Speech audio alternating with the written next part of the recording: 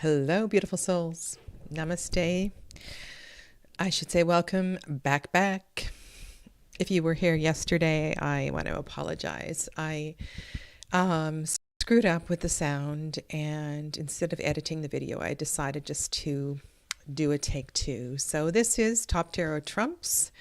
If this seems like a repeat, it is never quite a repeat because my live streams are not scripted. And I love to speak from my heart, from my experience, and just kind of let this flow. So welcome, Arya. Welcome back to you. This is about the Moon card. And this is one of my favorite cards.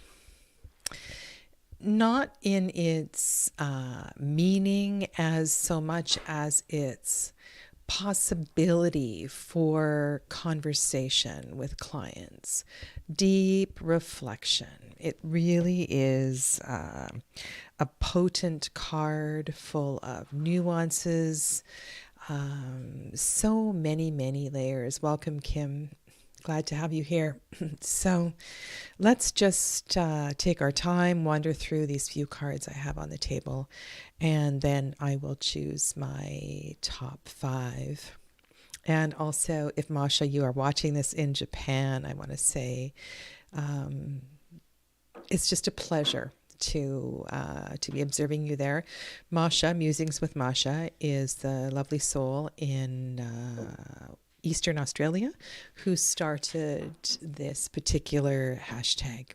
And right now she's in Japan and posting some beautiful images from her experience there. On the far right is the Moon card from the Wildwood Tarot. And I'm just going to read this description, just kind of get into the mood of this theme. A full moon rising above primal swamp land illuminates a dark winter sky. The fallow landscape is dotted with the hardy marsh reeds that survive and thrive in the peat-enriched water. A primal egg lies submerged in the nutrient-rich swamp full of potential energy and creative power. The bare trees reach up toward the sky and await the return of spring as a flight of crows and a heron circle above. A lone aurochs moves across the mysterious landscape. The moon is the nearest companion to us in the solar system, and it physically affects the tides and cycles of life on the earth. But its power goes far beyond that. In the primal world of the wildwood, the moon also becomes the sacred and mysterious light that illuminates the darkness of the utter void. It is therefore a symbol of the unconscious or unrealized insights into human reality. And so we have these vast layers of association that we can bring to this card. And when it arises in a reading, I really invite you to pause. And one thing I like to do is to check that where the present moon phase is and bring that into the conversation. Look at the moon card and see what symbol or animal is shining through. Now, I think it's amazing that in this particular card, the reflection of the moon, well, we do see the moonlight reflected in the marsh.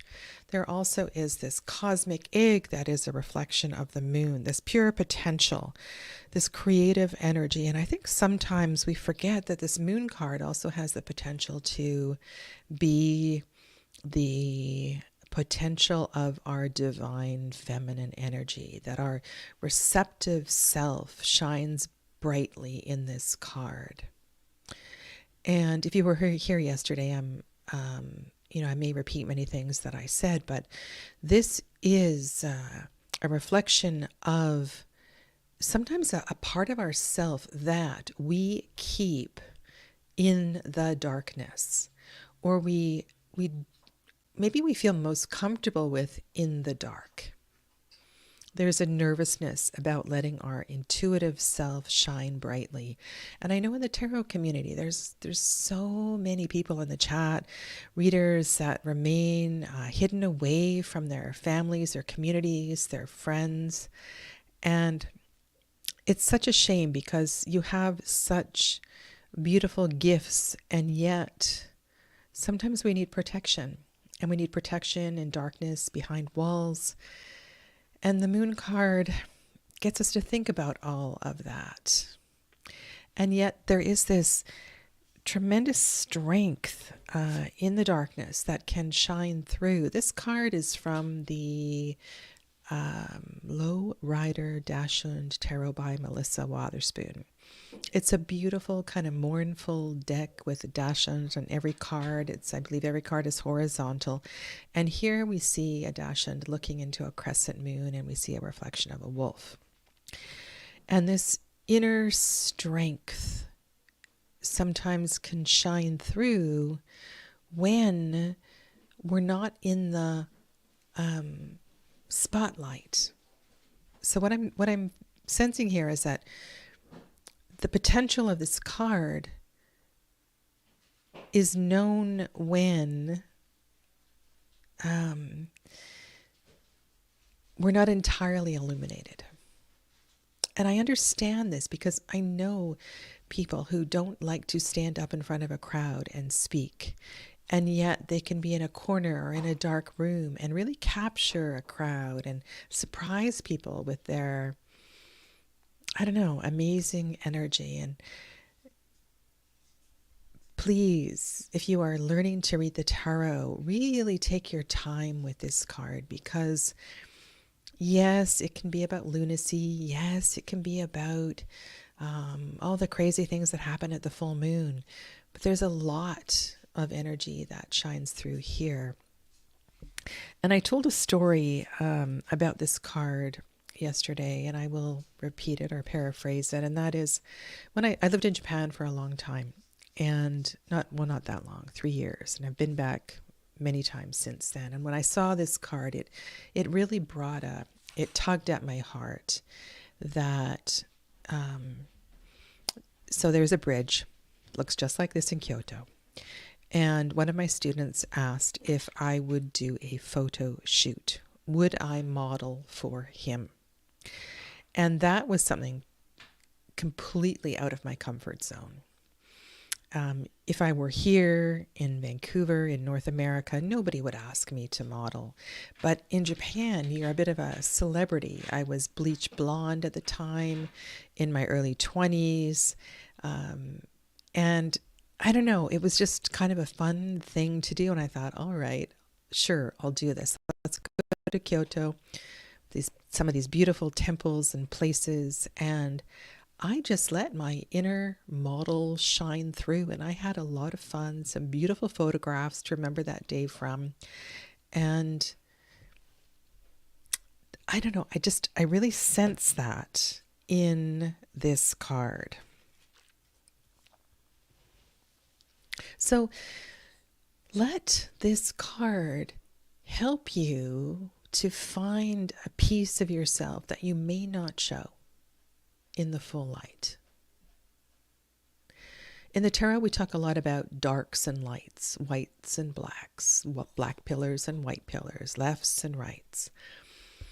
And these beautiful archetypes shine through in different ways, regardless of your gender identification, regardless of your age. And this card in particular, associated with Pisces through the Golden Dawn Association, also carries a bit of Scorpio energy. It's certainly, I could also feel a little bit of Cancer here in different ways with the moon card. It's just a powerful, watery, lunar energy. Those tidal energies just shine so brightly. I'm going to read the poem from the Voyager Companion Tarot as well, too, because there's some keywords there that are super potent. Moon is patient and reflects feeling and moving the tides. Moon caresses the earth, dancing gently with her. Moon is calm and deep. She hides her deep beauty under colorless dust. And I feel this. I'm thinking of a couple of guys that are in my life and how they don't allow their beauty to shine through, their femininity, their intuitiveness, their softness, their emotional tendencies. And this card almost gives permission for that to shine through. And just look at this beautiful, this is from the Crystal Tarot, this one here. Love this card, the way the moon is kind of kissing the earth. Moon is sensual as a dream and polished as an uncut diamond. Moon feels beyond the here and now, and she knows from within. When the moon card shines upon you, your dreams speak louder, your tides are sharper, and your feelings are richer. Watch your owl, hear your wolf. The energy of the moon is sensitive and passive, dark and reflective, intuitive and sensual. She reaches for color and heat. Beware of over passivity. Still breathe and act. And remember that moon and sun balance each other. So especially when we're in the phases of the moon where she is, or, depending on your culture, and the moon may be a he, that's a whole other ball game. Where Grandmother Moon or Mother Moon or Mama Kia shine brightly, we see that illumination because of the sun. And the sun is always present, but it's not taking a front seat. And so this layer is the one that's really been speaking loudly to me the last couple of days since I've been thinking about this card. And I chose this one from the Literary Tarot. And I think I love the intention here of the stairs. Alice, and this is so very different, I think, from the book by Lewis Carroll. In this image, she intentionally follows the rabbit, walks down the stairs, and it just has this feel of, I'm choosing to move into this dark space, this curious space.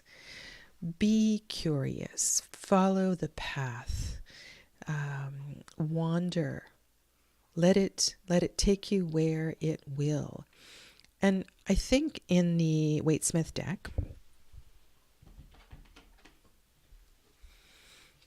which is never too very far away, there is an invitation to wander and to journey. And the crawfish, the scorpion, the crayfish, the lobster, whatever that creature is in the foreground of this card,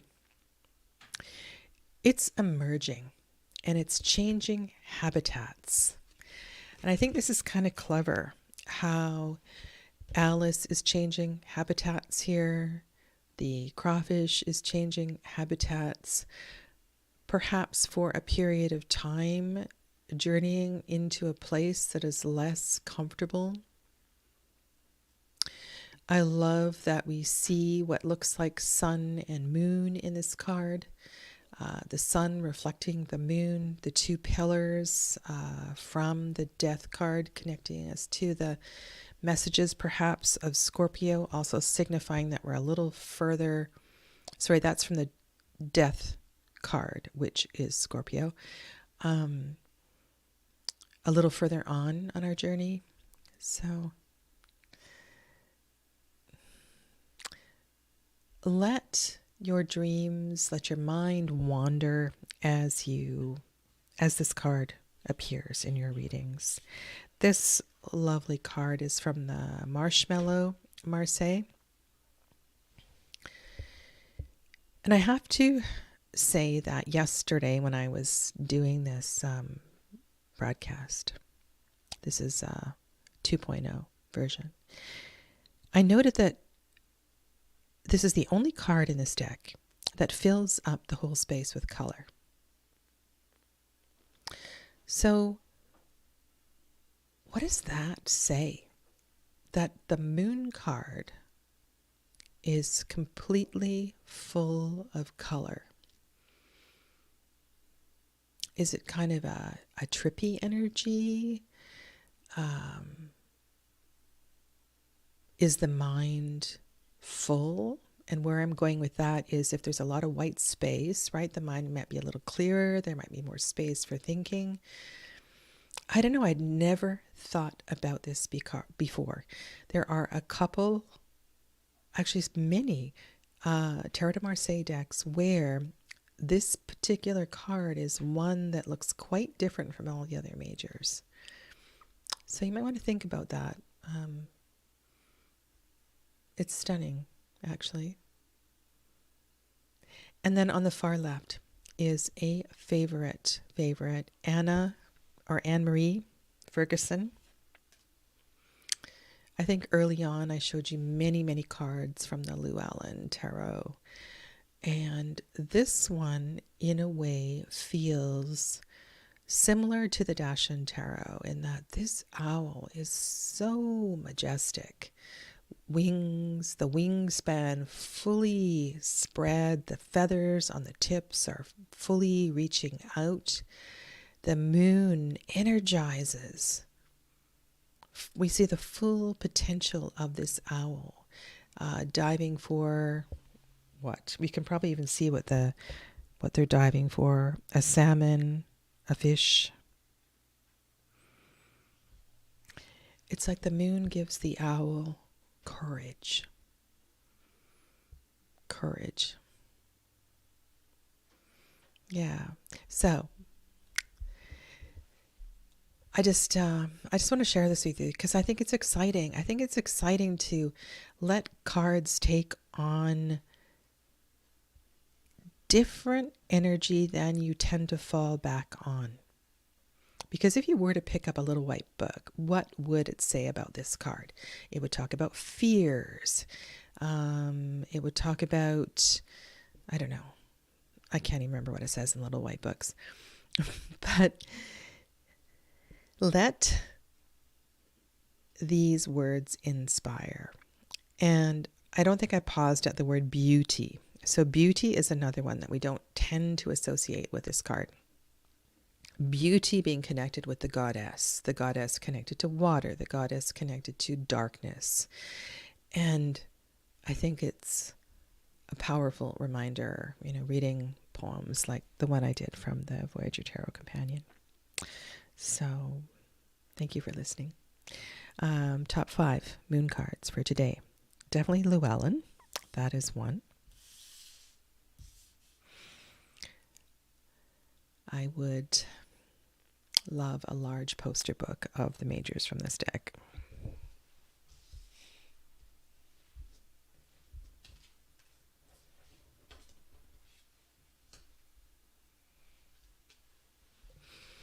I do like the Crystal Tarot. I think this artwork is stunning. And eventually one day I will do Ouds Picard kind of deep dive and include this deck as one that is part of that study. Could say more. This is the Literary Tarot, so that will be one. As well will be the Lowrider Dachshund.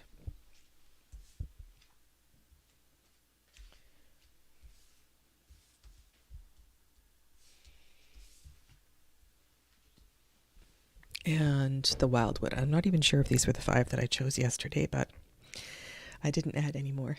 So, top 5. Ooh, let's go to Arya's comment before I sign off for today. My fave moon card is from the Dark Mansion Tarot. Its subtle deception and eerie primness sends a chill down my spine while still not being entirely alien like my cousin. Not so scary after all. A beautiful description. Yeah, wander bravely. Left to right. They are Wildwood Tarot, Lowrider Dashant, Literary, Llewellyn, and Crystal. Thank you. Have a lovely rest of your day, and I'll see you soon. Namaste.